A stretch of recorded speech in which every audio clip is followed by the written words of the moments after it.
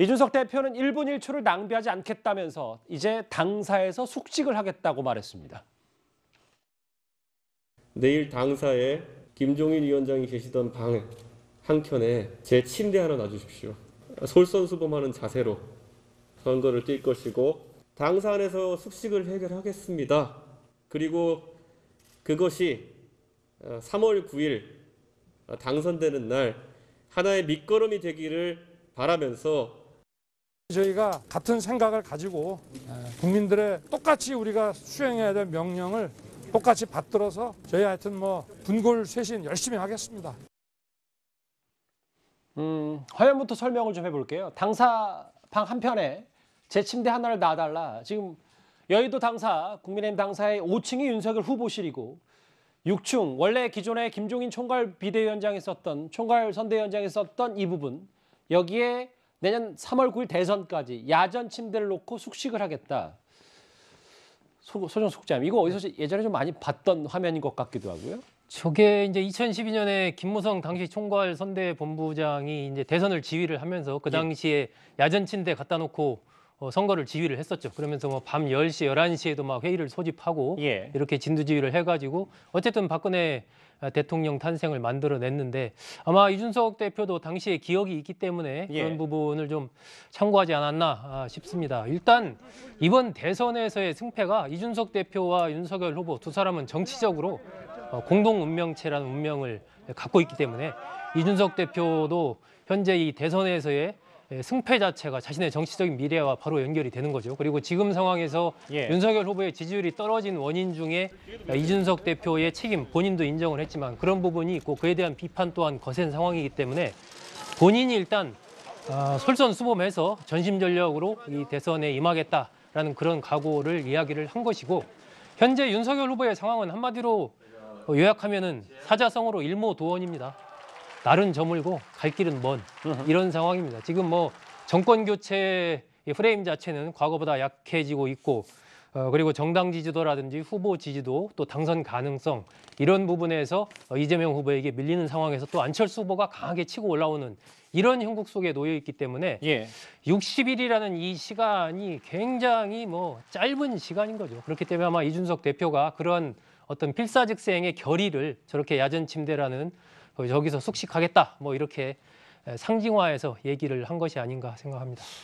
한민수석님, 이재명 선대에 계시니까 일단 야당의 당대표, 맞상대할 야당의 당대표가 24시간 선대위 체제를 가동하겠다. 어떻게 평가하세요? 좀 위기감을 느끼시는지 어떠신지요?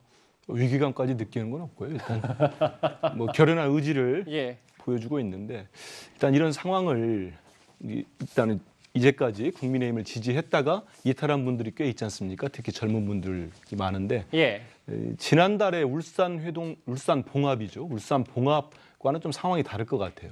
저는 이번에 국회에서 있었던 이번에 3차인지 2차 봉합은 윤석열 후보의 지지율이 하락하는 데 있어서 제동 역할을 할 것 같습니다.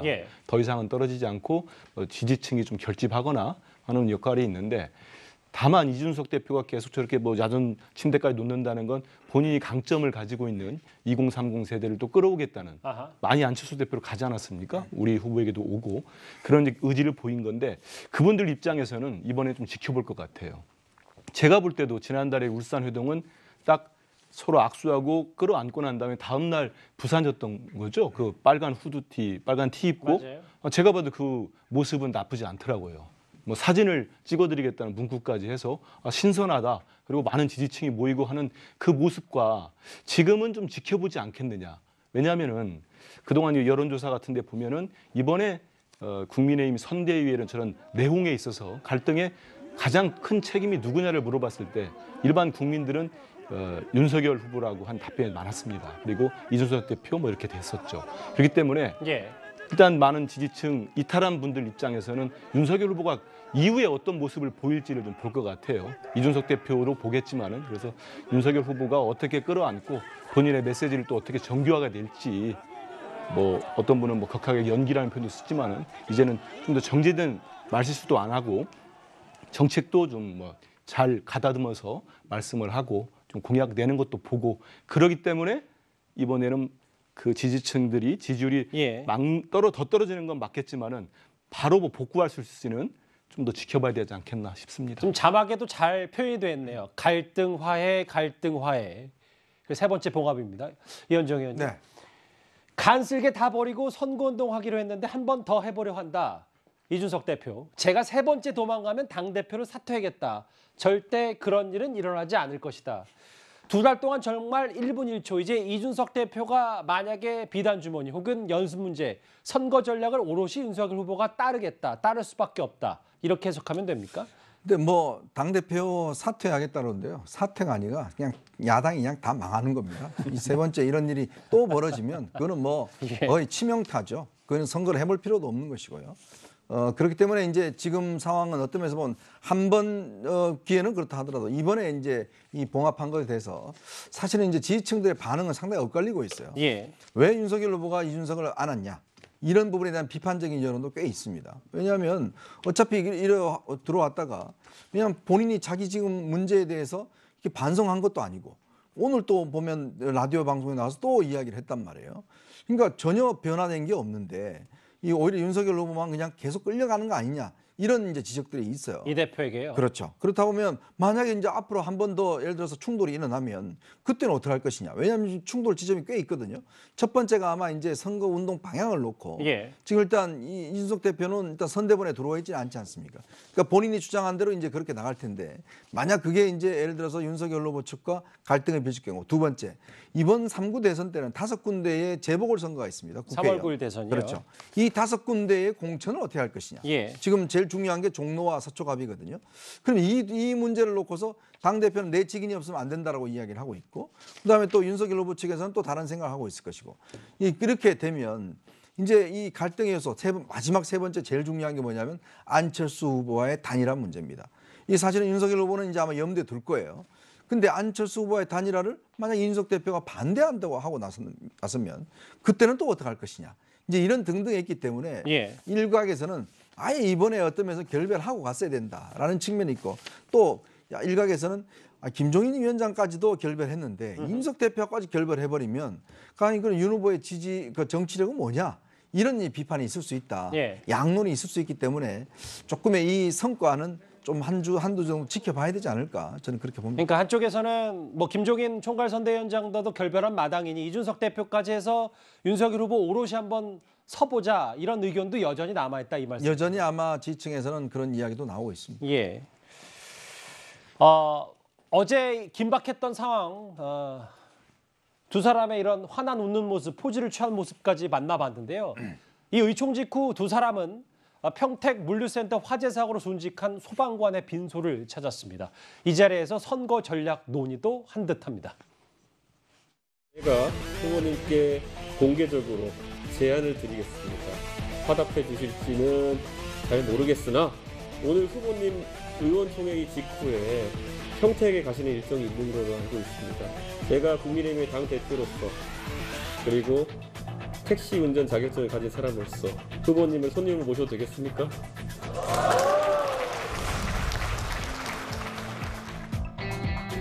선거 관련해서 각자 갖고 있는 우려사항을 전달했고요. 평택 갈 때는 솔직히 말하면은 한 수원쯤 지나는 구간부터 후보가 너무 피곤했지 후보는 자고 저랑 김기현 대표랑 전영세 총장이랑 얘기를 좀 했습니다. 윤석열 후보랑은 제가 사실 평소에 대화에도 큰 문제가 없었기 때문에 새로 보임된 권영세 선대 본부장과 할 얘기가 참 많았습니다. 기본적으로 선거 전략에 대한 부분 정책들 같은 경우에도 사실 지금 저희가 임팩트 있는 전략들이 안 나오고 있는데 이러이러한 했으면 좋겠다. 너무 피곤했는지 윤석열 후보 수원쯤부터 잠이 들었다. 뭐 이 말만 하겠다는 건 아니고요. 김근식 교수님. 결국 어제 대략적인 선거 전략을 두 사람이 논의했다면 어제 있었던 여의도 지하철역에서 윤석열 후보의 출근길 인사 못지않게 노동자 체험 그러니까 뭐 이른바 라이더 체험 같은 이준석 대표가 그동안 계속 좀 제기해왔던 주장해왔던 조언해왔던 것들을 좀 앞으로 하겠다 뭐 이런 얘기입니까?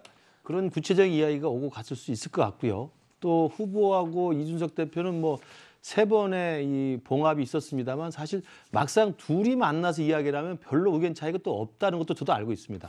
문제는 이른바 뭐 그 중간에 끼어 있는 여러 가지 오해 살 만한 부분들이 있어가지고 그게 과잉돼서 증폭이 됐던 것 같고 어제 같이 동승해서 평택까지 가면서 선거 전략 전반에 대한 이야기를 후보랑 이야기 나눴을 가능성이 있고 후보가 이제 수원쯤부터는 좀 잠에 들었다고 밝혔기 때문에 그 위에는 권영세 선대본부장과 이야기를 했다는 거 아니겠습니까? 근데 이제는 슬림화된 경량의 이 선대본부 체제로 갔을 때 사실상 권영세 본부장이 실권을 가지고 원톱으로 다 지휘하게 돼 있습니다. 아하. 그래서 선거 전략 캠페인, 그다음에 선거의 방향, 그다음에 선거 방식 이런 것들은 사실 이제 권영세 본부장이 실권을 쥐고 가는 것이어서 그리고 권영세 본부장은 이준석 대표랑 사이가 굉장히 좋습니다. 케미가 잘 맞습니다.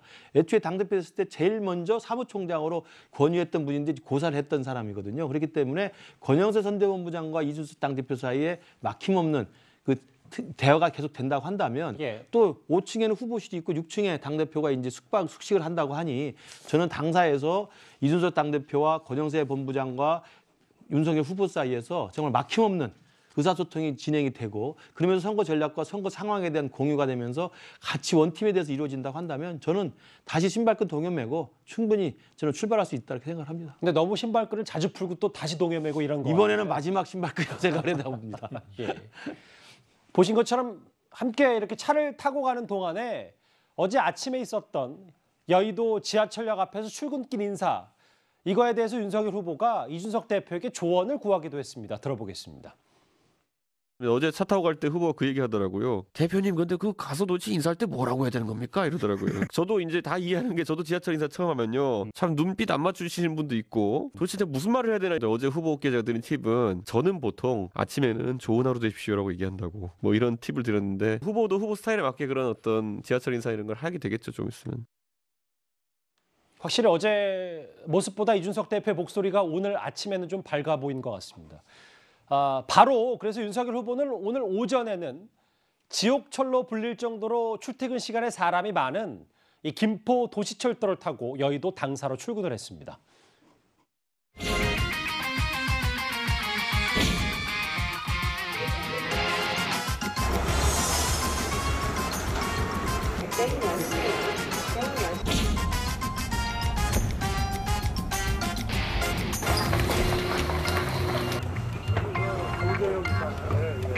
이거 타면 그냥 여의도 가는 거는? 예, 여의도 가는데 가면 손님도 따라 타야 됩니다. 이게 지금 국택이에요? 네. 젊은 세대들이 많이 가는 지역인데 저는 출퇴근하는데 굉장히 힘들겠다 생각을 했습니다. 저게 콕 집어서 이준석 대표 아이디어다라고 할 수는 없겠습니다만 소정석 국장님. 선거운동 기조가 바뀌고 큰 변화가 시작됐다. 극적 봉합 이후에 뭔가 조금은 달라졌는지 정말 딱딱한 검찰총장 이미지에서 윤석열 후보도 좀 달라진 건지 어떻게 봐야 됩니까? 그동안에 사실 국민의힘 선대위의 그 일정과 메시지 이런 것을 보면 제가 보기에는 좀 선수들이 없는 것 같다. 이런 생각을 했었거든요. 후보가 뭐 유튜브 채널에 출연하는데 어떤 채널인지 알지도 못하고 현장에 간다든지 또 현장에서 공약 발표를 하는데 공약을 정확히 숙지 못해서 그런 부분에 대해서 물어보는 모습이 그대로 노출이 된다든지 또 후보가 현장에 가서 전혀 그 정제되지 않은 메시지를 굉장히 투박하게 쏟아낸다든지 이런 부분들이 사실은 그동안에 유력 정당의 후보의 움직임에서 볼 수 없었던 모습이기 때문에 과연 이 국민의힘 선대위에서 선거운동을 하는 실무 책임자들이 그야말로 이 대선을 그동안에 좀 큰 선거를 치러본 그런 경험 있는 이른바 선수들이 포진해 있는 것이냐에 상당히 좀 의구심을 가졌었는데 오늘 일정들을 보면 조금씩 그런 부분들이 좀 정제돼 가는 거 아니냐 하는 그런 생각을 좀 갖습니다. 일단 윤 후보가 지옥철 체험을 하면서 그리고 나서 이 GTX 관련된 수도권 광역 교통망 공약을 발표를 했지 않습니까? GTX 1기는 세 개 중에 2개를 이제 평택까지 연장을 하고 2기 하나는 연장하고 2개를 신설해서 25만 호 정도를 이제 건설을 해서 컴팩트 시티를 만들어 가지고 젊은 세대들이 좀 살 수 있는 10,000호, 20,000호 정도 이걸 GTX 역 부분에 만들어서 이렇게 하겠다. 그러니까 이게 아침 동선과 공약이 어느 정도 좀 연관성을 갖고 이렇게 움직여지는 거죠. 그래서 이런 부분들은 향후에 윤 후보가 이른바 반문의 메시지만이 아니고 정책과 민생 중심의 그런 공약들을 낼 가능성 그쪽으로 좀 많이 기조를 옮겨가는 흐름인 것 같다. 이렇게 좀 판단이 되는데 문제는 윤석열 후보가 중심을 잘 잡아야 될 필요가 있겠다 하는 생각이 듭니다. 사실은 지난번에 대구 같은 경우도 이준석 대표 얼싸안고 나와서 이준석 대표 하라는 대로 하겠습니다 했지 않습니까? 부산에서요? 아니 울산 해동 때. 울산 해동 이후에. 그런데 그 뒤에 잘 안 되면서 계속 삐걱댔단 말이에요. 그러니까 후보가 중심을 정확하게 잡고 선거운동의 기조나 전략, 방향 부분을 정하고 그대로 쭉 가야지 또 중간에 흔들려가지고 어떤 갈등이 있는 그런 상황이 오면은 뭐 여러 가지 부분이 전부 다 무위로 돌아갈 가능성이 있겠죠. 한민수 의원 어떻게 보세요?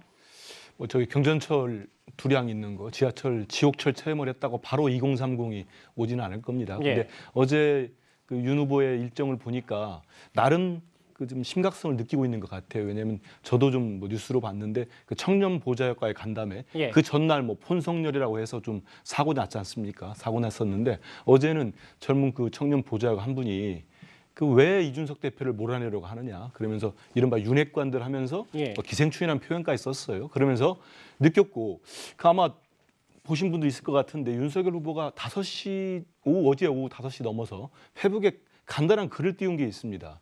아마 그때가 그 이준석 대표가 의총에서 발언할 때였던 것 같은데요. 딱 간단한 용어였어요. 성범죄 처벌 강화, 무고죄 처벌 강화라는 딱 이렇게 두 줄로 된 거 문자를 냈는데 저는 이게 뭔 얘기인가 했더니 그 이른바 무고죄 처벌 강화 같은 경우 이대남들한테 상당히 이 소구력 있는 표현이랍니다. 그리고 뭐 정책일 수도 있는 거고. 알겠습니다. 보면은 이렇게 많은 변화를 보이려고 하고 있습니다. 그래서 이런 변화들이 실제 후보의 정책과 메시지로 계속 이어진다면은 좀 움직일 수도 있지 않겠느냐. 근데 진짜로 윤석열 후보가 이제 김종인 위원장까지 몰아낸 상황에서 이준석 대표를 직전까지만 해도 의원들이 사퇴 결의안까지 막 추진하고 있었던 상황이었잖아요. 특히 뭐 윤 후보와 가까운 측근들이 방송 나와서 이준석 대표 사퇴를 공개적으로 요구했기 때문에 진정성이 담겨 있는지는 그 이준석 대표를 지지하고 있는 2030들이 지켜보지 않겠는가 이런 생각이 듭니다. 일단 여기 계신 네 분도 비교적 짜지 않은 점수를 주셨어요. 그런데 화합의 모습을 보인 국민의힘, 그런데 여전히 여지는 좀 남아 있습니다.